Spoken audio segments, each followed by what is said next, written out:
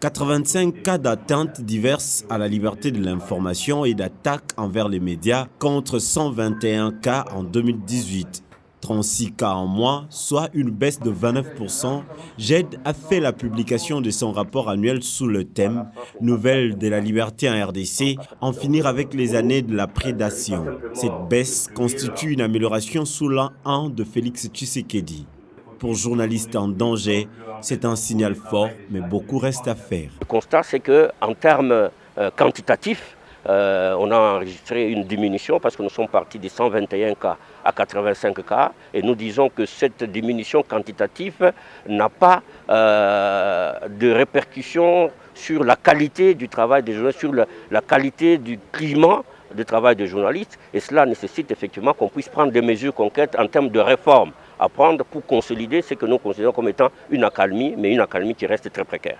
Sur 85 cas recensés, 41 sont des censures, 28 d'agressions physiques, 16 arrestations ou détentions de journalistes. Le nombre des cas de censure imposés aux journalistes et aux médias a augmenté de 11%.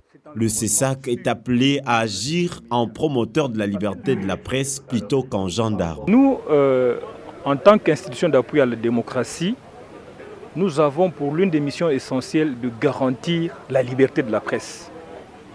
Et cette liberté, on ne peut la garantir que dans un environnement sûr pour les journalistes et pour les médias. Un environnement ouvert et propice à la liberté de la presse. L'amélioration de cette courbe passe aussi par la loi de la dépénalisation des délits de presse, mais aussi celle de l'accès à l'information qui traîne encore dans les tiroirs de l'Assemblée nationale.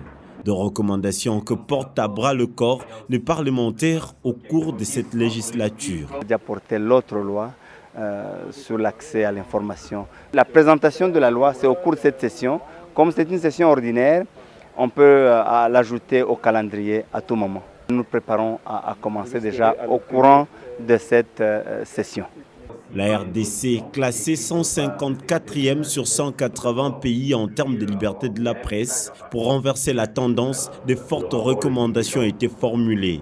Le gouvernement devra opérer les changements radicaux sur le plan législatif et doter les journalistes de structures d'encadrement aux services de sécurité d'exercer leur mission à l'égard des journalistes selon les principes légaux en vigueur, en évitant les abus. La société civile devra à son tour poursuivre la lutte pour la promotion de la liberté de la presse. Quant aux patrons et professionnels de médias, ils devront pratiquer le journalisme avec plus de responsabilité.